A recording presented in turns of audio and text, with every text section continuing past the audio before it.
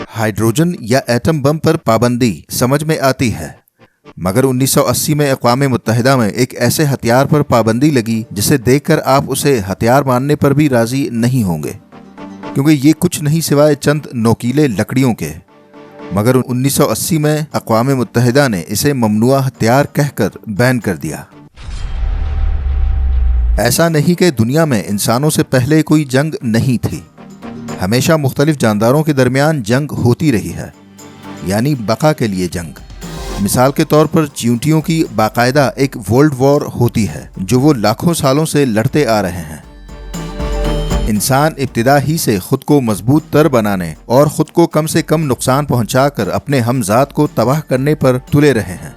इंसान ने पत्थर को तराश कर उसे जानलेवा बनाने से इस काम का आगाज किया और आज वो एटम बम बल्कि इससे भी आगे निकल गए हैं।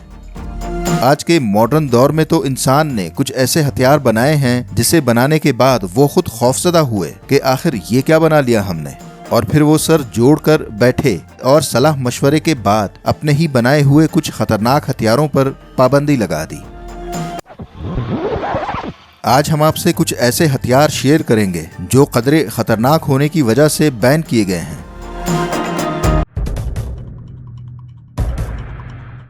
शुरू करते हैं सबसे छोटे हथियार यानी लेजर से।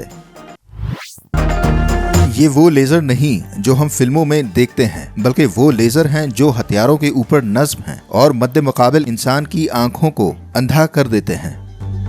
अक़वाम मुत्तहिदा में 20 साल बहस मुबाहिसे के बाद इस तरह के लेजर्स से लैस हथियारों पर पाबंदी लगा दी गई, क्योंकि इस हथियार का काम सिर्फ नाबीना बनाकर ज्यादा से ज्यादा माजूर अफराद पैदा करना था।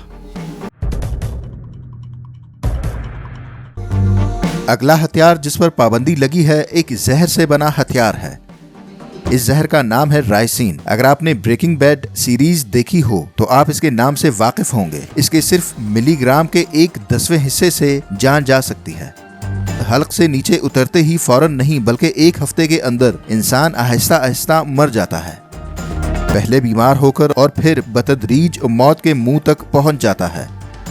इस जहर को टेररिस्ट वेपन डिक्लेयर किया गया है क्योंकि बहुत सारे दहशतगर्दाना हमलों में इसका इस्तेमाल हुआ है और मरने वाले के जिस्म में इसके कोई आसार नहीं मिलते, जिससे कॉज ऑफ डेथ का पता नहीं चलता। ईरान इराक जंग में इराकी सदर सद्दाम ने इस पर तजुर्बात किए कि आया इस जहर को गोलियों में बारूद के साथ भरा जा सकता है या नहीं, मगर तजुर्बा नाकाम रहा क्योंकि फायर होने के बाद राइसिन जल जाते थे। तीसरे नंबर पर वो गैस है जिसे 1925 को ही बैन किया गया था और वो है मस्टर्ड गैस। मस्टर्ड गैस की अपनी एक पुरानी तारीख है। ये एक इंतहाई खतरनाक जहरीली गैस है और लिक्विड से मिलाप के बाद आंखों में शदीद जलन और आंखों को मुस्तकिल नुकसान के साथ साथ जिल्द में शदीद जलन और छाले पैदा हो जाते हैं। इस गैस से फेफड़ों की तबाही के बाद सांस लेने में दुश्वारी होती है। ये इतना खतरनाक था कि अक्सर जगहों पर खुद फायर करने वाली फौज इसके जद में आकर मुतासर हो जाती थी। पाबंदी के बावजूद वर्ल्ड वॉर 1 में इसका इस्तेमाल हुआ। इसके अलावा वर्ल्ड वॉर 2 और वियतनाम जंग में भी इसका इस्तेमाल हो चुका है। आखिरी बार इस गैस को इराक ईरान जंग के दौरान इस्तेमाल किया गया था।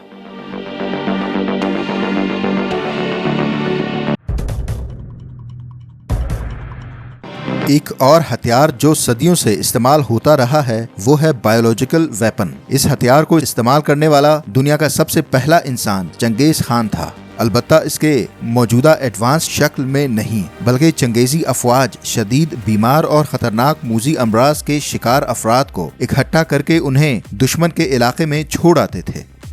इस काम से वबा पूरी आबादी में फैल जाती थी और पूरी की पूरी आबादियां वबाई अमराज का शिकार होकर खत्म हो जाती थीं। मॉडर्न एरा में अब तक किसी जंग में बायोलॉजिकल वेपन इस्तेमाल नहीं हुए हैं। मुख्तलिफ ममालिक जैसे अमेरिका और रूस ने मुख्तलिफ अक़साम के बायोलॉजिकल वेपन बनाए हैं और इनकी लेबॉर्ट्रीज में मौजूद हैं। इंटरनेशनल लॉ में इन हथियारों पर सख्त पाबंदी है क्योंकि इससे पूरी इंसानियत के खात्मे का खतरा है। अब तक इसको इस्तेमाल न करने की वजह भी ये डर है कि इस्तेमाल करने वाला खुद भी इसके इफेक्ट से महफूज नहीं रह पाएगा।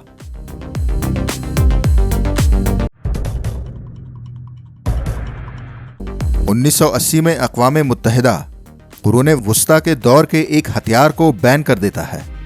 اس ہتھیار کا نام ہے پنجی سٹکس۔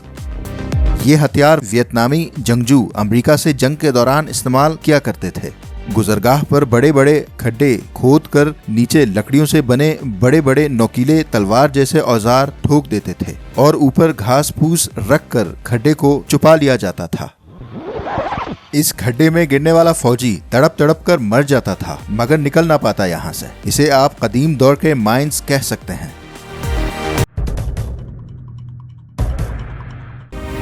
ہماری لسٹ میں موجود اگلا ممنوع ہتھیار ہے وائٹ فاسفورس۔ بدقسمتی سے ممنوع ہونے کے باوجود یہ ہتھیار ابھی بھی اسرائیل کی طرف سے غزہ پر برسایا جا رہا ہے۔ وائٹ فاسفورس کے گرنے سے پورے کے پورے علاقے میں آگ بھڑک جاتی ہے اور اچھے برے کی تمیز کیے بغیر سب کچھ جل جاتا ہے۔ وائٹ فاسفورس سے جسم جل کر سیاہ پڑ جاتا ہے کیونکہ وائٹ فاسفورس کو جلنے کے لیے آکسیجن چاہیے ہوتا ہے، اور یہی وجہ ہے کہ انسانی جسم تک پہنچنے پر زخم ٹھیک ہونے کے بجائے یہ پھیلتا جاتا ہے۔ وائٹ فاسفورس کا استعمال واقعی میں ایک جنگی جرم ہے کیونکہ اس سے عام لوگ یا غیر جنگجو افراد، بچے، عورتیں بڑے پیمانے پر متاثر ہوتے ہیں۔